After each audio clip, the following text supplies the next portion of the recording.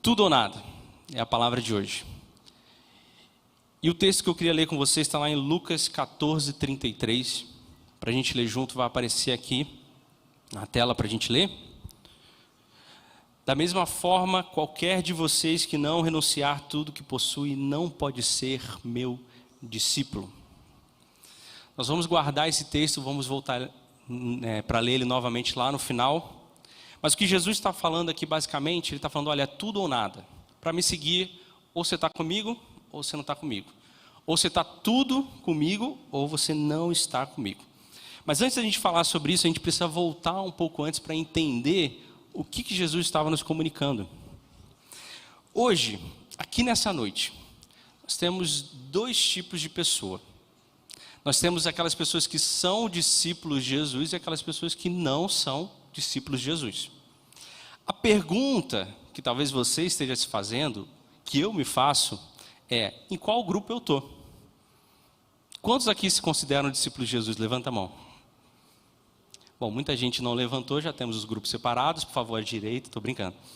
Temos discípulos de Jesus essa noite e temos pessoas que não são discípulos de Jesus essa noite. E tem pessoas que não são discípulos que acham que são discípulos de Jesus.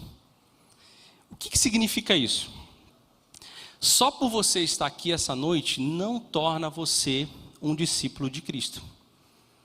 Por você ir no seu PGM, no seu PG, não torna você discípulo de Cristo. Ou se você ora e lê a Bíblia, isso também não torna você discípulo de Cristo. Discípulo de Cristo fazem essas coisas, vêm ao culto, vai ao PG, leem a Bíblia, oram.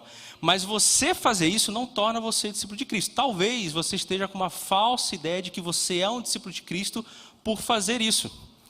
Quer ver um exemplo? Nós temos o pastor Guilherme Borges do Livres aqui. As pessoas próximas do Gui sabem que ele gosta muito de futebol, certo? Mengão, né? Aqui, né? Ele é alguém que claramente tem a chuteira dele, certo? Provavelmente tem o meião, a camisa do futebol, a bermuda, e ele sai para jogar provavelmente toda semana. Mas isso não torna ele um jogador de futebol, é uma pena, né? Mas isso não torna ele um jogador de futebol, apesar dele jogar futebol. Por exemplo, eu toco violão. Mas isso com certeza não me torna um músico. As pessoas do meu PG até sabem disso, não é? Então eu saber tocar violão não me torna um músico. Da mesma forma que você vir ao culto não torna você um discípulo de Cristo. Da mesma forma que você ir ao seu PGM não torna você um discípulo de Cristo. E a pergunta que eu estaria me fazendo nesse momento é: então o que me torna um discípulo de Cristo? O que eu preciso fazer para me tornar alguém que é discípulo de Jesus? Como que nós respondemos a essa pergunta? Como que nós descobrimos em qual grupo nós estamos? Se nós somos discípulos de Jesus e aqueles que não são discípulos de Jesus. A resposta para você descobrir qual grupo você pertence, ela vem a partir de uma resposta que você dá a Deus. Agora eu quero que vocês imaginem comigo aqui.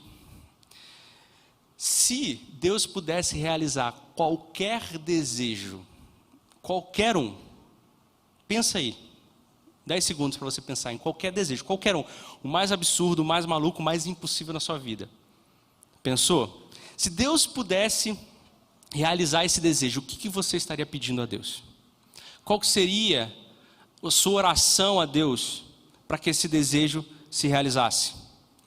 Essa resposta a pergunta de qual é o seu desejo, e você responde isso, a sua resposta te coloca ou como discípulo de Jesus, ou como alguém que não é discípulo de Jesus. A resposta a essa pergunta te coloca em um dos grupos. Aqueles que não são discípulos de Jesus, eles são mais conhecidos na Bíblia, como a gente vê, como multidão. Então, Jesus sempre que ele estava pregando, ele tinha dois grupos. Ele tinha aqueles que seguiam a ele e aqueles que eram os discípulos próximos a ele. Aqueles que seguiam, que é mais a multidão que caminhava junto com ele, que não eram os discípulos, quando Jesus chegava para eles e falava: o que vocês querem? Eles normalmente respondiam que queriam comida. Tanto que várias vezes Jesus multiplicou comida, entregou, e teve uma hora que a galera estava seguindo eles, e eles falaram, não, vocês estão me seguindo porque vocês querem comida. Esse é o desejo de vocês, essa é a vontade de vocês. Para quem me seguir, você tem que ter isso, isso, isso. Aí o pessoal deixou ele. Quando nós não somos discípulos de Cristo, quando nos fazem a pergunta, o que você quer? O que normalmente nós fazemos? Eu olho para a minha volta, eu olho normalmente para os problemas que eu estou passando, para as dificuldades da vida, e eu começo a orar pedindo a Deus para que esses problemas sejam resolvidos. Ou eu tenho um desejo muito grande sobre alguma coisa, e eu começo a orar para Deus pedindo que aquele desejo seja realizado. Então, se eu quero passar numa faculdade, eu começo a orar para que a faculdade, para que eu consiga passar, para que eu estude. Ou se eu quero um emprego, ou se eu quero um aumento de salário, ou se eu quero um bem material como uma casa, como um carro. Então, eu começo a orar pedindo coisas a Deus baseado no momento que eu estou passando, na situação que eu estou passando. Às vezes você é alguém que está orando por cura, seja pela sua vida ou por alguém da sua família. Então eu olho a circunstância da minha volta e eu começo a orar naquilo que eu preciso, naquilo que eu estou buscando. Então eu oro para que Deus trabalhe no meu casamento, eu oro para que Deus traga cura, eu oro para que Deus traga mais prosperidade, emprego, traga uma faculdade. Então eu olho para as circunstâncias e eu oro a Deus. Mas aí que está o grande problema. Aconteceu lá no início dos tempos uma coisa chamada pecado. O pecado ele veio sobre a humanidade e adivinha onde ele se estabeleceu? Ele se estabeleceu sobre o nosso coração. Então o nosso coração ele é naturalmente corrompido. O problema é que o coração é a fonte dos desejos. A fonte dos nossos desejos, daquilo que nós queremos, daquilo que nós desejamos, é o nosso próprio coração. Só que o nosso coração está corrompido pelo pecado. Então, qualquer desejo que você faça, você está fazendo um desejo que já foi corrompido pelo pecado. Então, a grande notícia, quando nós olhamos para a nossa vida e descobrimos que nós somos pecadores, é que a gente também descobre que nós não sabemos querer. Nós não sabemos desejar, nós não sabemos escolher aquilo que é certo. Por quê? Porque o pecado invadiu o nosso coração e ele quebrou a bússola do nosso coração. Então qualquer coisa que o nosso coração aponte como nosso desejo é um desejo corrompido pelo pecado. Então a multidão, ela olha para a circunstância, ela olha para a situação. Ai Deus, eu queria tanto isso, Deus, o Senhor podia me trazer isso, seria tão bom isso. Todos esses desejos estão pautados no desejo do coração da própria pessoa que foi corrompido pelo pecado. Então a diferença entre eu estar no grupo da multidão, dos que não são discípulos de Cristo e que são discípulos de Cristo, é que o tempo todo a minha vida é pautada em oração naquilo que eu preciso, naquilo que eu desejo, naquilo que eu imagino ser bom para mim. Só que o nosso coração está destruído. Tanto que se nós lemos Romanos 1, o que acontece com Romanos 1? Paulo está escrevendo para Romanos e ele fala, olha, existem alguns que rejeitaram a Deus. O que Deus fez com essas pessoas? Jogou um raio sobre a cabeça deles? Lançou uma maldição sobre a vida deles? Jogou a sua ira? Não. Deus simplesmente deixou que eles se entregassem aos próprios desejos. Porque Deus sabia que o seu próprio desejo é destruidor o suficiente para ele não precisar fazer mais nada. O não de Deus para um desejo seu é a salvação sobre a sua vida. Porque Ele sabe, se você seguir o desejo do seu coração, você vai para um caminho de ruína e destruição. Então Deus não precisa fazer nada, é só as pessoas se entregarem ao próprio desejo. Esse é o pior senhor da sua vida. O seu coração é o pior senhor que você pode ter sobre a sua vida. O nosso coração está quebrado. É por isso que quando nós oramos o Pai Nosso, o que nós falamos? Seja feito a sua vontade. Porque a minha vontade está quebrada, está corrompida. A bússola do meu coração está apontando para o lado errado. Ela não está certa. Então a multidão, os que não são discípulos de Cristo, eles sempre querem alguma coisa, baseado na circunstância, baseado no momento. E o discípulo? E aquele que segue a Cristo? A primeira coisa que ele sabe é que o coração dele está quebrado. Que ele não sabe desejar, ele não sabe querer.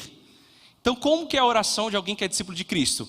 Deus, como eu não sei desejar, como eu não sei querer, eu quero o que o Senhor quer. Eu quero aquilo que o Senhor quer para a minha vida. Se tudo que eu desejar vai ser corrompido pelo pecado, talvez não seja bom, eu quero aquilo que o Senhor deseja, até porque a sua vontade é perfeita, boa e agradável.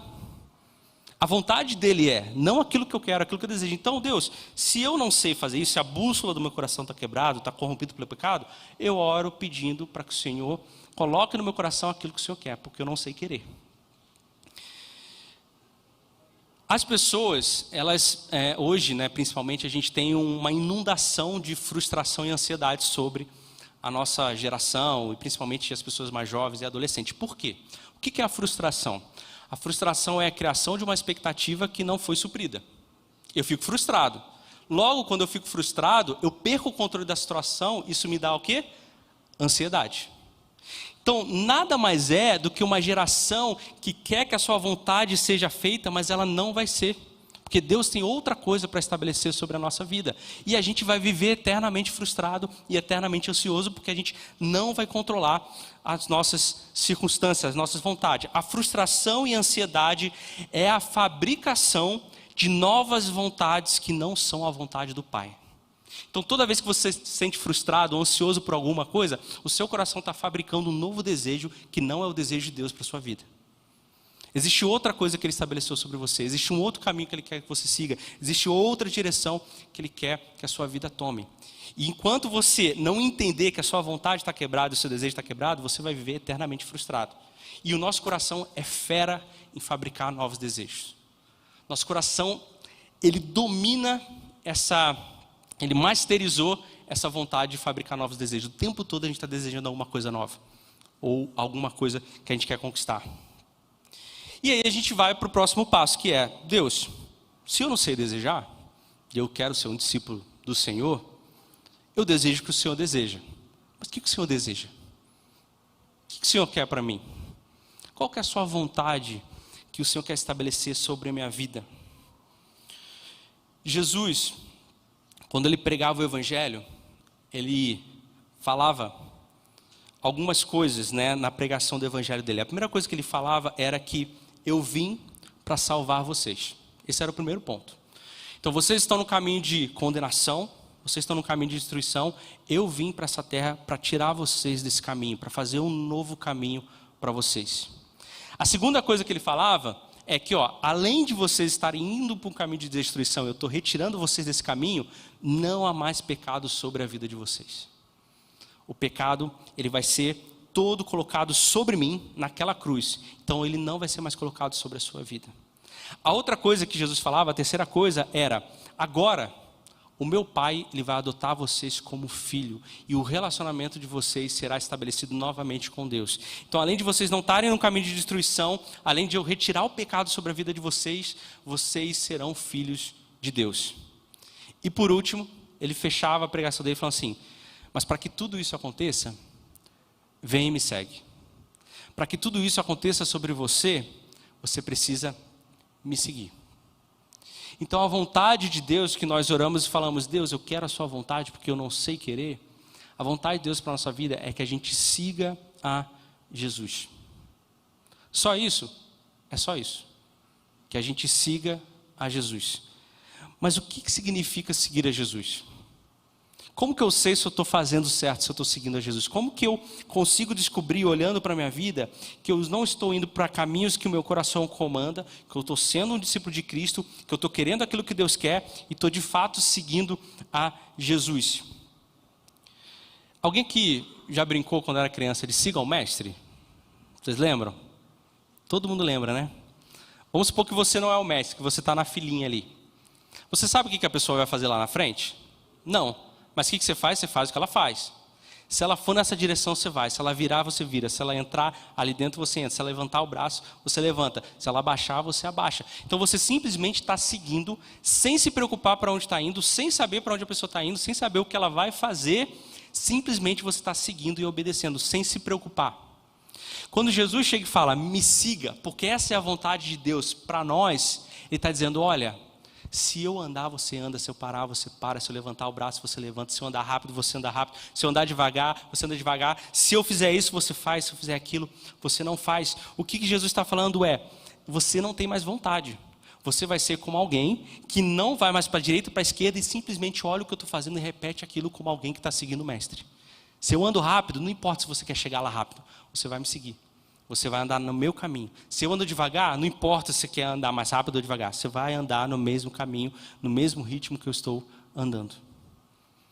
Então, nesse momento, as nossas vontades que estão quebradas, elas não existem mais. Porque a única vontade que eu tenho é seguir ao Mestre. É seguir aquele que está à frente. É fazer o que ele faz. É ouvir o que ele está ouvindo. É trabalhar no que ele está trabalhando. É edificar o que ele está edificando. Então eu me esvazio completamente da minha vontade para obedecer completamente, seguindo a Jesus.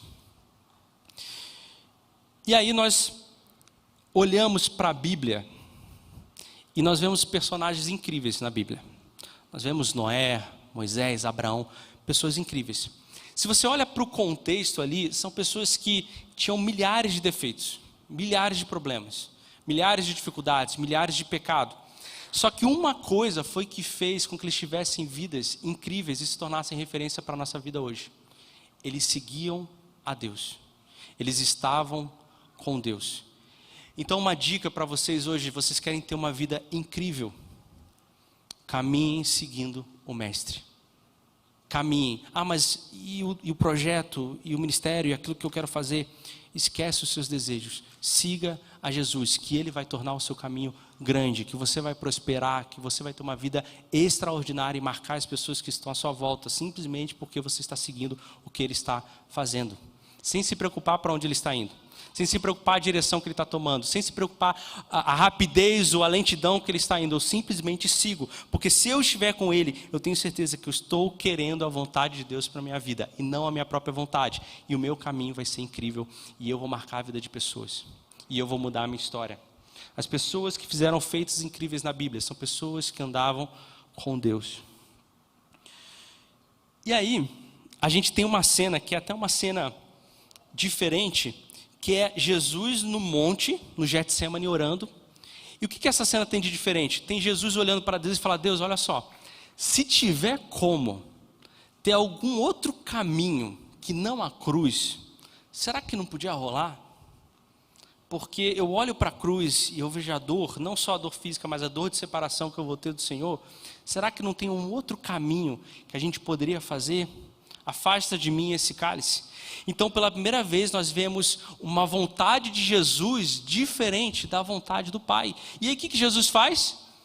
Eu não saio daqui até que o meu coração se alinhe à vontade do Pai.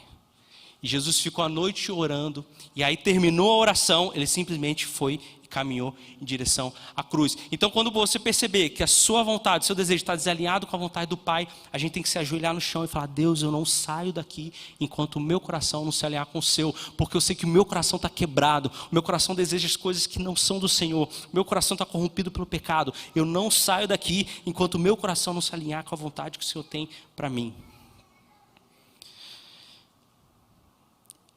E aí, nós seguimos a Jesus, nós entendemos que não existe mais vontade, e seguindo o texto, e agora retomando para o texto, lá em Lucas 14, a gente começa a ver Jesus nos dando 3 dicas de que nós estamos fazendo a vontade de Deus na nossa vida, e de que de fato nós estamos seguindo a Jesus. A primeira coisa que Jesus nos fala, lá em Lucas 14, 26 é: se alguém vem a mim e ama o seu pai, sua mãe, sua mulher, seus filhos, seus irmãos e irmãs, e até a sua própria vida mais do que a mim, não pode ser meu discípulo. Então ele está falando aqui que essas pessoas que fazem isso são aquelas que estão com um desejo no coração delas. Elas não entenderam que o desejo delas estão quebrados, que existe um desejo, que é a vontade do Pai sobre elas de me seguir. Essas pessoas não podem ser meu discípulo. Quem são essas pessoas? As que amam mais o pai, a mãe, a mulher, seus filhos e irmãs. O que Deus está falando aqui, o que Jesus está falando para nós aqui, é que não é uma lista de prioridades e de amores onde eu amo mais a Deus, depois a minha família e depois o meu ministério. É uma lista onde só tem Deus como meu amor. Ele não é a prioridade, ele não é o primeiro, ele é o único. Então quer dizer que eu não tenho que amar a minha família e amar só a Deus? É exatamente isso. Porque quando Deus derramar o amor dele sobre a sua vida e você transbordar, você vai amar a sua família mais do que você nunca amou na sua vida. Não tem a ver com relação do amor que eu tenho com os meus irmãos ou com a minha família. Tem relação com o amor que eu tenho com Deus. Ele é meu único amor. Ele é o único da minha lista. Ele não é a minha prioridade. Ele é o único, como a gente acabou de cantar. Quando ele é o único, o amor de Deus é derramado sobre você, e aí você transborda sobre as pessoas à sua volta, e você vai poder transformar a vida delas com o seu amor como elas nunca viram antes. É isso que Jesus está falando. Olha, se Deus não é o seu único amor, você não pode ser discípulo de Cristo. Porque Ele sabe que se você passar por uma situação ruim e você tem outros amores e desejos no seu coração, você vai correr para esses outros amores e desejos. Quando você estiver num dia mal, se você tiver outros amores no seu coração, você vai correr para esses outros amores e desejos. E adivinha só, eles não podem salvar a sua vida. Jesus pode salvar a sua vida. E Jesus fala isso não é porque Ele é um estraga prazer, tipo, não ama ninguém, ama só a mim. É porque Ele sabe que essa é a única forma de você ser salvo. Não tem outra opção. Ou você é salvo amando só a mim, ou você não é. Ou você é discípulo de Cristo amando só a mim, ou você não é. Não é uma opção, não é uma questão de fazer um equilíbrio. Não, ou você ama a Deus como único, ou você não é discípulo de Cristo.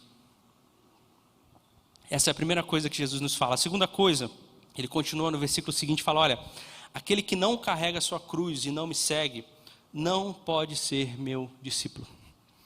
Então Ele está falando, aquele que não estiver disposto literalmente a sofrer, não pode ser discípulo de Cristo, não pode me seguir, não está aberto a estar fora das suas vontades. E aqui Ele está falando de sofrimento específico mesmo, de você sofrer, seja fisicamente, emocionalmente, psicologicamente, de qualquer coisa, você ser humilhado, você perder sua reputação, é disso que Ele está falando. Se você não estiver disposto a passar por momentos como esse por causa de mim, você não pode ser meu discípulo. Você não consegue me seguir. Você não pode estar incluído sobre aquelas pessoas que dizem discípulos e não têm as suas vontades satisfeitas, mas estão seguindo, na verdade, a minha vontade. Você não pode ser meu discípulo.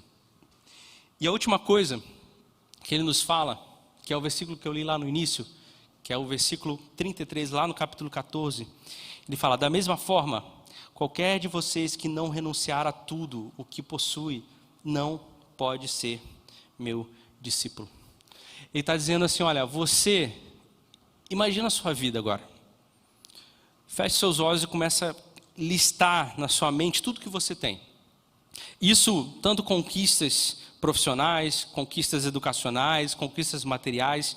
Começa a listar na sua mente, fala, nossa, eu passei na faculdade, eu faço faculdade, eu tenho trabalho X, eu já ganhei tanto dinheiro, eu tenho uma casa, um carro, eu tenho minha família, meus filhos, eu tenho uma noiva, um namorado, eu tenho meus pais, eu tenho minha família, eu tenho a minha escola. O que Jesus está falando é isso tudo que você listou na sua mente. Se você não estiver disposto a abrir mão disso para seguir a Ele, você não pode ser discípulo de Cristo.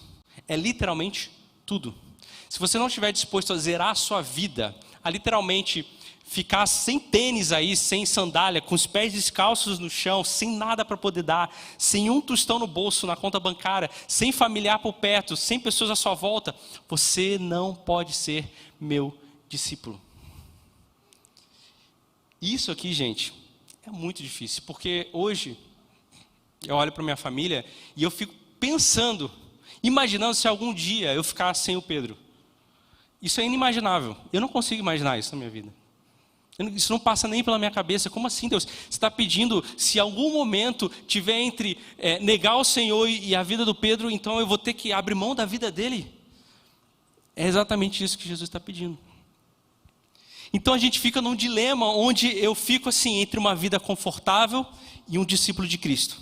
Onde uma vida onde eu vou satisfazer os meus desejos e prazeres, e são até desejos nobres talvez, de ter uma casa e ter uma boa família, e ser discípulo de Cristo. Uma vida com conforto ali, sem nenhuma coisa extraordinária, e ser discípulo de Cristo. Isso é ser discípulo de Cristo, é ficar nesse dilema eterno, entre aquilo que eu desejo, que eu quero, do conforto, e seguir a Ele. Esse é o nosso dilema, e é nesse momento que nós estamos. Isso é muito difícil, sim ou não? Mas é exatamente isso que Jesus está nos pedindo.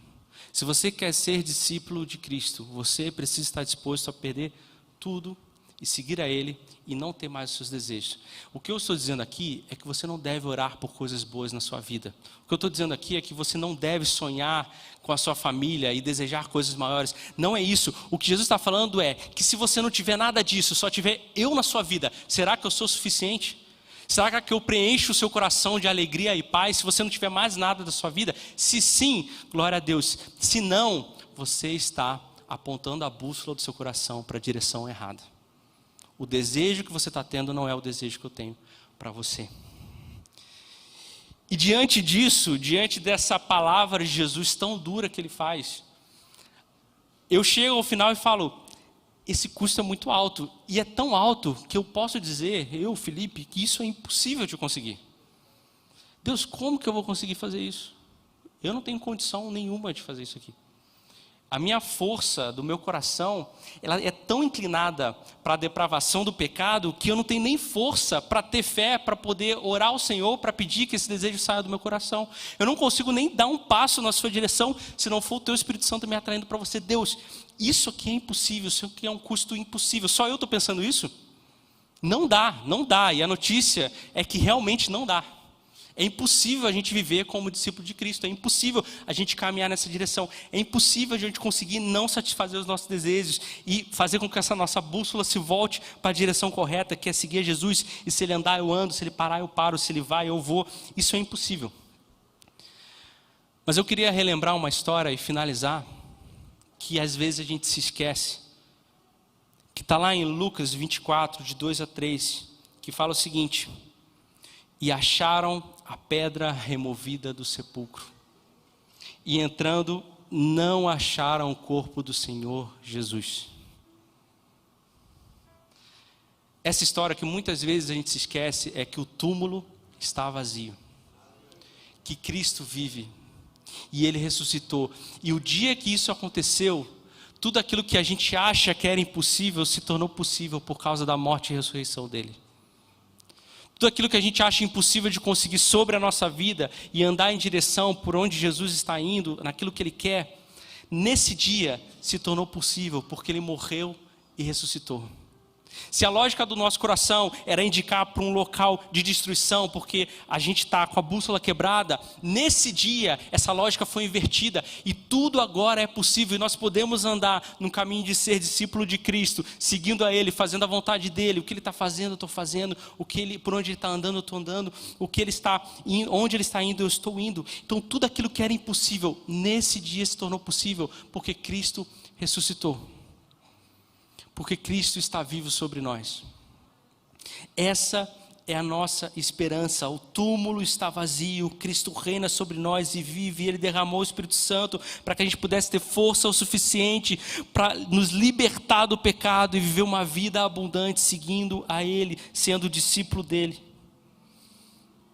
Nesse momento, os nossos desejos podem se alinhar com o desejo do Pai, porque Cristo ressuscitou. Jesus está hoje vivo, dizendo: me siga, tudo é possível, porque eu estou vivo. E você pode me seguir e ser um discípulo meu, porque eu ressuscitei. A minha pergunta para você essa noite, para a gente finalizar, é: em qual grupo você está? Qual grupo você se coloca nesse momento? Como tem sido as suas orações? Como tem sido o seu coração naquilo que você tem pedido?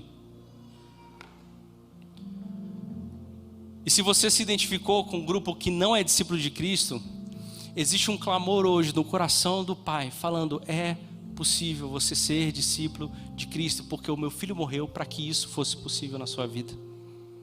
O meu filho morreu para que hoje você pudesse ser conduzido num caminho seguindo a Ele.